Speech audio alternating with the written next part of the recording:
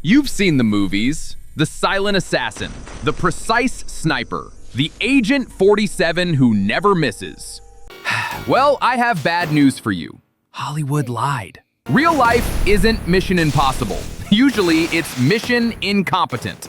We are here to talk about the times when history's deadliest plots turned into a comedy sketch. We're talking about killers who forgot to check their maps, targets who refused to die even after eating enough poison to kill a horse, and one president who beat his own assassin with a stick.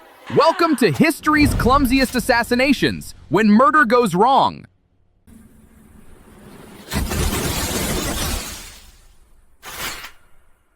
Let's start with the undisputed heavyweight champion of not dying. Meet Fidel Castro, the Cuban dictator who turned survival into an Olympic sport.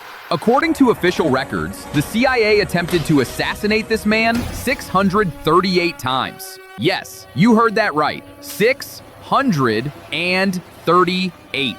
If you fail at your job 600 times, you get fired. If you're the CIA, you just get a bigger budget. Their plans weren't just bad. They were straight out of a Looney Tunes cartoon. First, they tried the classic, the exploding cigar. The plan? Castro lights up and bam! His face turns into a blackened cartoon character. Did it work? No, he quit smoking in 1985. Talk about bad timing. Then they got creative. They knew he liked scuba diving, so they decided to paint a seashell in bright, attractive colors and hide a bomb inside it at the bottom of the ocean. The logic? Oh look, a pretty shell! I must touch it!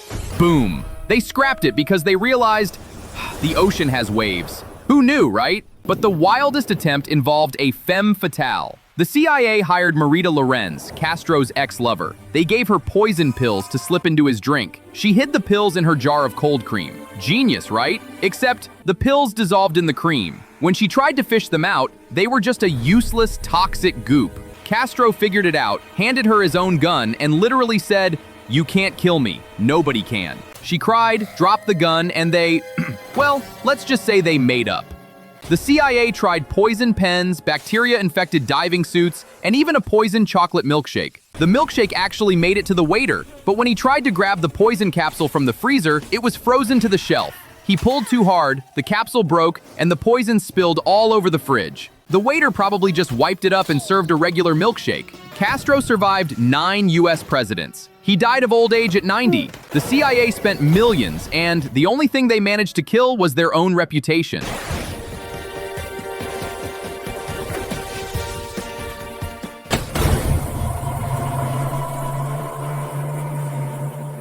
Next up, the assassination that triggered World War I. You learn in school that this was a tragedy. What they don't tell you is that it was a circus of errors performed by the world's most amateur terrorists. It's 1914, Sarajevo. A group called the Black Hand wants to kill Archduke Franz Ferdinand. These guys were young, inexperienced, and mostly dying of tuberculosis. They had nothing to lose except their dignity. The Archduke is driving in an open-top car. The route was published in the newspaper. Zero security. Assassin number 1 sees the car and freezes. He does nothing. Later, he claimed a policeman was standing near him and he got shy. Assassin number 2, a guy named Kabrinovich, throws a bomb. But he forgets that bombs have a delay. It bounces off the Archduke's car and explodes under the next car. The Archduke is fine.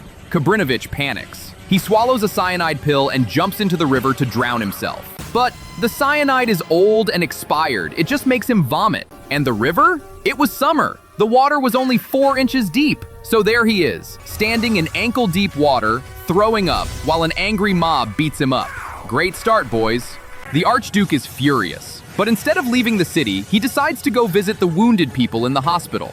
But his driver, who apparently didn't have Google Maps, takes a wrong turn.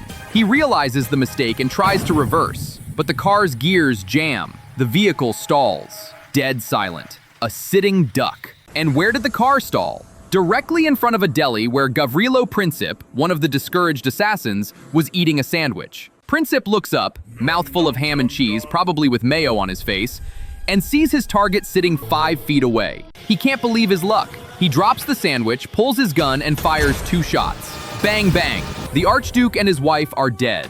The world plunges into war. Millions die. All because a driver made a wrong turn and a teenager got hungry.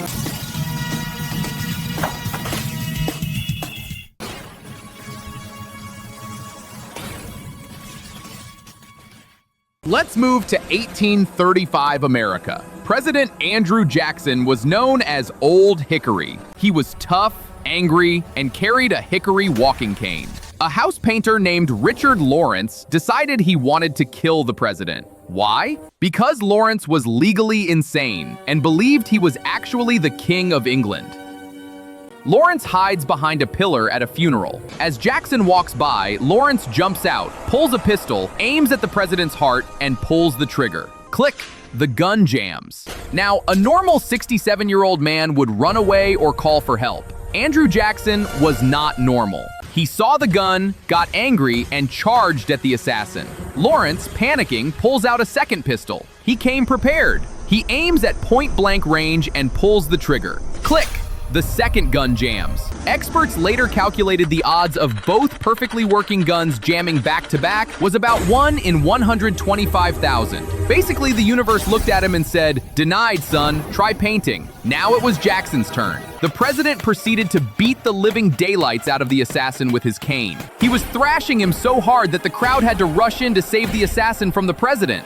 Fun fact, one of the men who had to physically pull the president off the assassin was Davy Crockett. Yes, the king of the wild frontier himself. The man famous for hunting bears and fighting wars looked at this 67-year-old president and thought, whoa, too violent.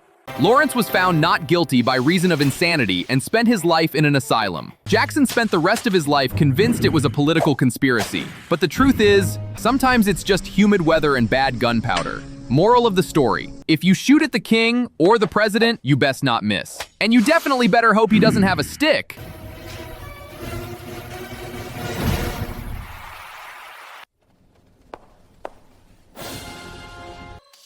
Russia, 1916. Meet Grigory Rasputin, the mad monk, the lover of the Russian queen, and apparently a zombie.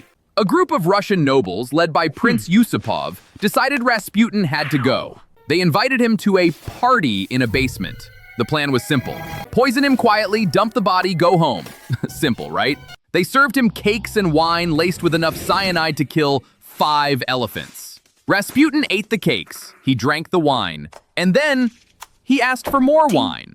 The killers were sweating bullets. Rasputin was just getting a bit tipsy and started playing the guitar. The cyanide had zero effect. In fact, he seemed to enjoy the almond flavor. Historians think the sugar in the cakes might have neutralized the poison, or the supplier gave them fake stuff. Prince Yusupov couldn't take it anymore. He went upstairs, grabbed a revolver, came back, and shot Rasputin in the chest. Rasputin fell. The doctor checked him. No pulse. Dead. Finally. The conspirators went upstairs to celebrate and put on their coats. Yusupov went back down just to check the body one last time. He leaned over, and Rasputin's eyes snapped open. The corpse jumped up, grabbed Yusupov by the throat, and screamed, "You bad boy!" I am not making this up. That is historical record. Yusupov screamed like a little girl and ran. Rasputin, who had been poisoned and shot, crawled up the stairs on all fours and ran out into the snowy courtyard. The other assassins chased him, firing wildly. They shot him 2 more times. One in the back, one in the head. They started beating him with a club just to be sure. They wrapped him in a rug and threw him into the freezing Neva River. When the body was found days later, the autopsy revealed water in his lungs. Meaning, the poison didn't kill him. The bullets didn't kill him. The beating didn't kill him. He drowned. He was still alive when he hit the water.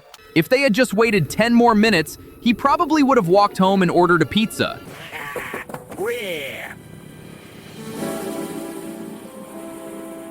From exploding cigars that never exploded, to sandwiches that changed the world, and angry presidents with heavy canes. History proves that assassinating someone is actually really, really hard. It makes you wonder, are these people guarded by destiny? Or is the Grim Reaper just taking a coffee break? Which one of these failures was the most painful to watch? Let us know in the comments below. And if you want to survive, make sure you smash that like button and subscribe. If you don't, well, I can't promise Rasputin won't come back for a second slice. Stay safe and see you in the next chapter of madness.